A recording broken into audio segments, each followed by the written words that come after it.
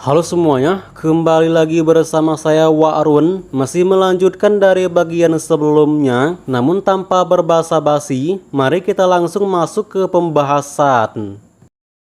Setelah pertemuan singkat antara Tang San dan Zhang Haosuan, Tang San pun diminta datang kembali di keesokan sore. Zhang Haosuan berjanji akan membawanya ke toko pandai besi agar Tang San bisa mencoba bikin sendiri apa yang ia perlukan. Jika gagal, bantuan dari pandai besi akan menjadi pilihan. Zhang Haosuan kemudian mengusulkan untuk meningkatkan peringkat penebusan Tang San menjadi tingkat oren, sebuah pencapaian yang luar biasa bagi anak seusianya. Ia pun memberi nasihat agar Tang San tidak terlalu menonjol di akademi, mengingat bakatnya sudah cukup menarik perhatian.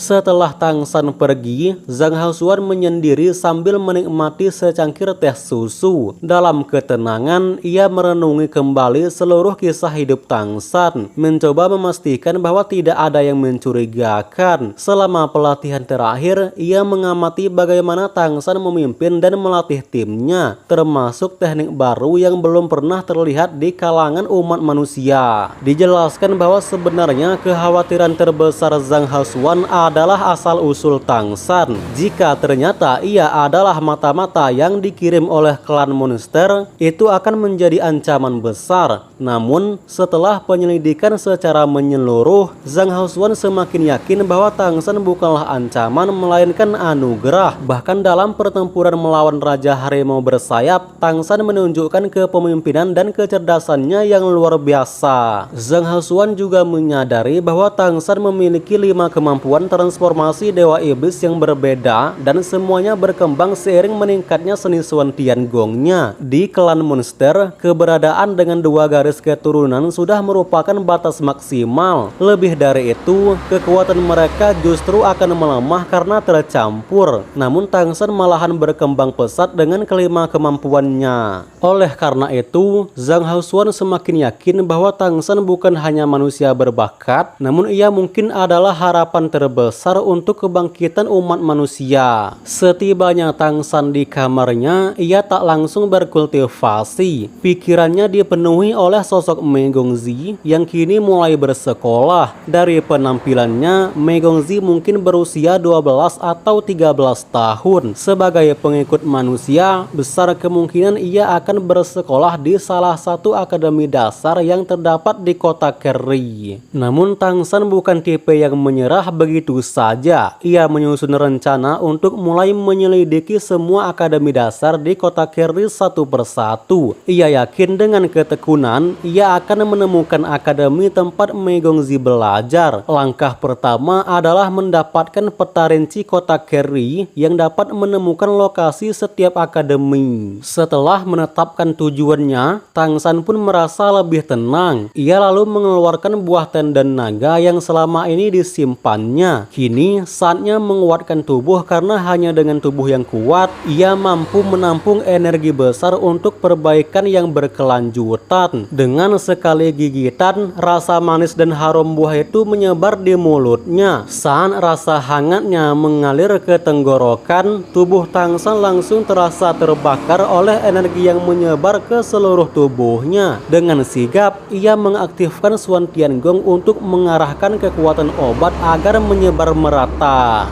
Setelah merasakan energi yang membara dari buah tendon naga, Tang San pun perlahan memasuki kondisi meditasi. Di tengah malam yang hening, suasana di sekitarnya meningkat drastis, seolah tubuhnya menjadi pusat dari gelombang panas tersebut. Proses latihan berlangsung intens sepanjang malam, mengubah tubuhnya sedikit demi sedikit. Ketika fajar tiba dan cahaya matahari pertama menembus kamar, Tang San terbangun dari meditasinya. Meridian tubuhnya meregang, rasa sakit dan gatal berganti dengan kenyamanan yang luar biasa. Qi dan darah mengalir deras dalam tubuhnya, sementara bau asam yang menyengat tiba-tiba menghilang. Setelah mandi cepat, Tang San memperlihatkan hasil dari latihan semalam bahwa tubuhnya bertambah tinggi 3 cm dan otot-ototnya terasa lebih padat. Ya, dia tampaknya merasa lebih kuat dan segar meskipun masih belum mampu menembus ke tingkat 7 seni Suan Tiangong. Ia sadar untuk mencapai level itu, tubuhnya masih perlu diperkuat lebih lanjut. Singkatnya, Tang San pergi ke tempat makan dan langsung mendekati kawan-kawannya. Dubai yang melihat Tang San, ia menyadari bahwa pagi ini Tang San tampak lebih tampan dari yang biasanya. Begitupun dengan Zicheng yang kini terlihat lebih ramping. Dengan percaya dirinya, ia berencana untuk membeli buah tenden naga juga agar bisa menjadi tampan. Mengalihkan percakapan, Dubai tiba-tiba mengungkapkan bahwa ia kini bisa merasakan keberuntungan orang lain dengan lebih jelas menggunakan mata rubahnya. Ia bahkan merasakan keberuntungan Tang San hari ini cukup baik meski fluktuatif. Tang San menduga bahwa pengalihan uning ini adalah efek lanjutan dari kekuatan transformasi Tianhu, dan peningkatan Dubai baru permulaan dari potensi luar biasa dari garis keturunannya. Sementara itu, Cheng Zicheng yang juga mengalami peningkatan kekuatan, ia mengakui bahwa tubuhnya sekarang terasa lebih kuat, sayap emasnya lebih keras, dan kecepatan terbangnya meningkat dengan signifikan. Mendengar hal itu, Dubai bergurau bahwa uang memang bisa membuka jalan untuk pertumbuhan kekuatan. Hari itu, kegiatan di akademi cukup ringan karena guru lain tidak hadir sehingga hanya ada kelas latihan fisik. Tang San yang sebelumnya memakan buah tendon naga merasakan tubuhnya jauh lebih kuat. Ia pun menambah porsi latihannya agar tubuhnya dapat menyerap efek obat dengan lebih maksimal. Sore harinya, Tang San pergi ke kediaman gurunya, dan ya, Zhang Haosuan langsung menyadari peningkatan fisik Tang San. Ia mengingatkan bahwa meski buah tendon naga memiliki efek luar biasa, itu hanya bisa dimakan sekali dengan manfaat maksimal. Untuk itu, ia menyarankan Tang San untuk memperkuat tubuhnya secara bertahap, terutama karena usianya masih muda. Setelah percakapan itu, mereka pergi ke toko pandai besi. Tang San mengungkapkan keinginannya untuk membuat sesuatu dengan tangannya sendiri, dan Zhang Haosuan pun memberinya izin. Ia percaya penuh pada kemampuan dan tekad muridnya itu yang merupakan anak muda yang telah membuka pandangannya terhadap potensi manusia dalam bidang kultivasi. Saat ini, Zhang Haosuan semakin menyadari bahwa betapa luar biasanya efek dari Suan Tiangong yang dikultivasikan Tang San. Ia bahkan sempat mencobanya sendiri, namun tidak berhasil sama sekali. Jika bukan karena khawatir teknik tersebut akan terekspos, mungkin ia sudah mencoba mengujinya pada manusia lain yang belum membangkitkan garis keturunannya. Singkat cerita, Tang San dan Zhang Haosuan mengunjungi toko pandai besi. Mereka pun disambut oleh gelombang panas dan suara dentuman logam. Para pandai besi segera berhenti bekerja ketika melihat kedatangan Zhang Haosuan yang merupakan wali kota yang mereka hormati. Dengan mata Tianhu Lingxi, Tang San mengamati bahwa para pandai besi ini memiliki kekuatan dewa iblis tingkat menengah, cukup untuk standar profesi mereka. Segera setelahnya, Zhang Haosuan meminta rombongan pandai besi tersebut untuk keluar diikuti oleh Tang San yang meminta bantuan. Kemudian Tang San mengeluarkan sebongkah batu hitam yang membuat Zhang Haosuan tampak bingung. Ia bertanya-tanya apa yang ingin Tang San lakukan dengan batu itu. Berdasarkan kualitasnya yang begitu jelek, bahkan hanya berguna jika dibuat pagar. Tang San tetap bersikeras sebelum menjawab bahwa dirinya hanya ingin mencobanya. Siapa tahu dengan batu keras ini ia bisa bikin senjata. Zhang Haosuan hanya bisa menggelengkan kepala dan bertanya kenapa pula gak langsung dengan logam yang berkualitas. Dengan begitu ia bisa menghemat tenaga. Akan tetapi karena ini merupakan permintaan Tang San, ia akhirnya membantu. Tang San memasukkan banyak batu itu ke dalam tungku hingga hampir penuh. Kemudian Zhang Haosuan memulai prosesnya dengan melepaskan transformasi dewa iblis harimau api, membuat tubuhnya membesar dan menghembuskan api dari telapak tangannya ke arah tungku. Tang San memperhatikannya dengan serius, namun meski telah dipanaskan cukup lama, batu hitam itu hanya sedikit memerah dan tidak menunjukkan perubahan berarti. Saat Zhang Haosuan hendak angkat bicara,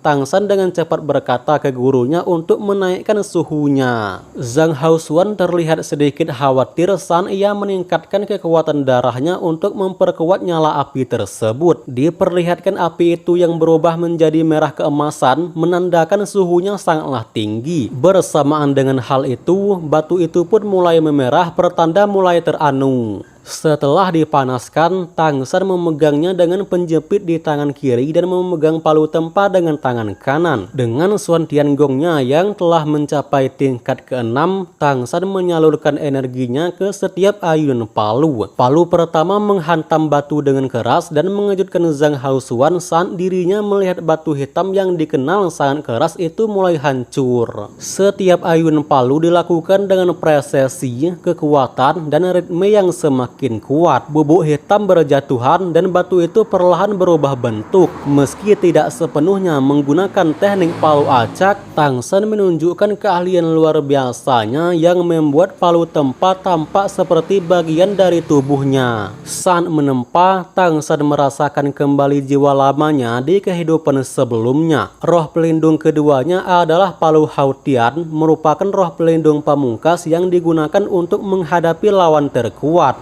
Kini, meskipun tak memiliki kekuatan itu, keahlian dan kenangan dari masa lalu masih hidup dalam dirinya. Ketika palu tempa terus menghantam, batu hitam yang semula gelap mulai memancarkan kilau logam kemudian berubah menjadi emas gelap. Zhang Haosuan seketika terherman dan ingin bertanya semekenang. Semekenang batu yang biasanya tak bisa ditempa, namun dengan mudahnya Tang San menempanya. Apakah selama ini suhu api yang mereka gunakan kurang atau memang teknik palu tempa Tang San memang luar biasa? Puncaknya, sebuah cahaya terang meledak dari batu itu, memancar beberapa meter ke udara sebelum menghilang. Batu tersebut kini telah menyusut hingga 1/5 dari ukuran aslinya dan berubah menjadi logam emas yang padat. Tang San yang memeriksanya dengan cermat, ia tampaknya mengenali bahwa logam itu bernama logam Wujin, sebuah logam langka dari kehidupan sebelumnya di masa lalu. Wujin merupakan batu yang sangat cocok digunakan untuk senjata maupun perlengkapan pelindung karena ketangguhannya yang luar biasa. Zhang Haosuan yang menyaksikan perubahan mencolok itu, tentunya ia terherman dan bertanya, benda apa itu? Tang San mengungkapkan bahwa dirinya juga tak tahu.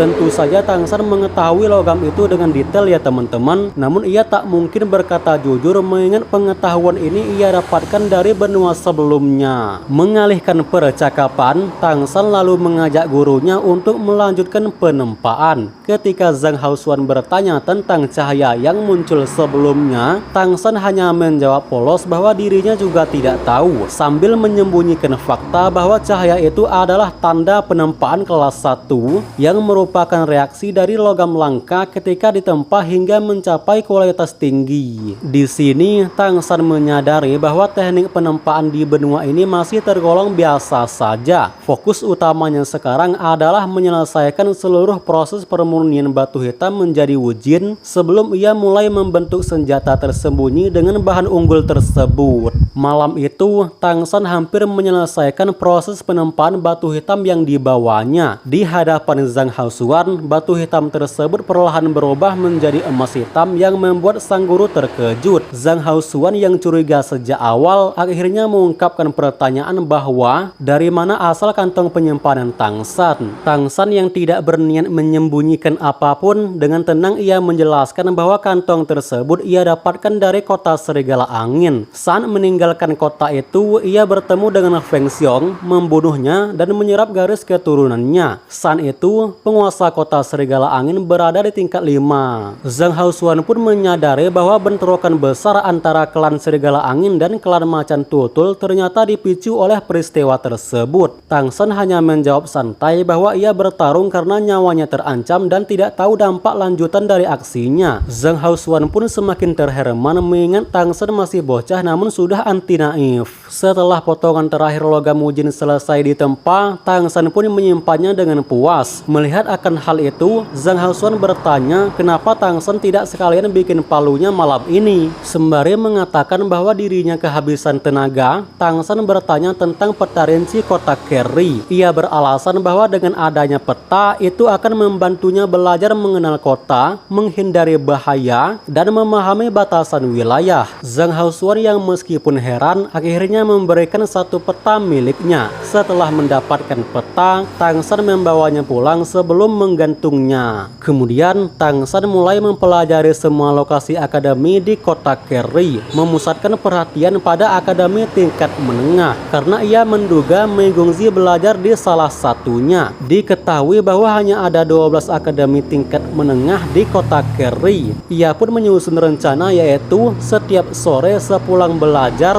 ia akan menempa palu di toko pandai besi atau mengintai akademi satu persatu untuk menemukan Mei Gongzi. Namun setelah berhari-hari ia tak menemukan apapun. Bahkan San mengunjungi toko teh susu Mei Gongzi, perempuan tersebut tak kunjung tiba. Dari pengamatannya, Tang San melihat bahwa beberapa manusia juga bersekolah di akademi monster. Namun status mereka jelas lebih rendah karena hanya bisa masuk lewat pintu samping. Meski 6 hari telah berlalu tanpa hasil, Tang San tak menyerah. Di sisi lain, penempaan logam mujin berjalan lancar. Meskipun ia belum menemukan logam pelengkap, ia berhasil menempa sepasang palu tempa untuk dirinya sendiri. Zhang Haosuan bahkan menyediakan ruang kerja pribadi untuknya di toko pandai besi. Tujuannya untuk menjaga rahasia akan teknik Tang San dari pandai besi lain. Sementara itu, tim pelatihan lain akhirnya kembali, namun petualangan mereka berakhir menyedihkan. Ya, semuanya terluka meski tak parah. Ekspresi mereka menunjukkan kekecewaan karena hasil latihan jelas jauh dari harapan.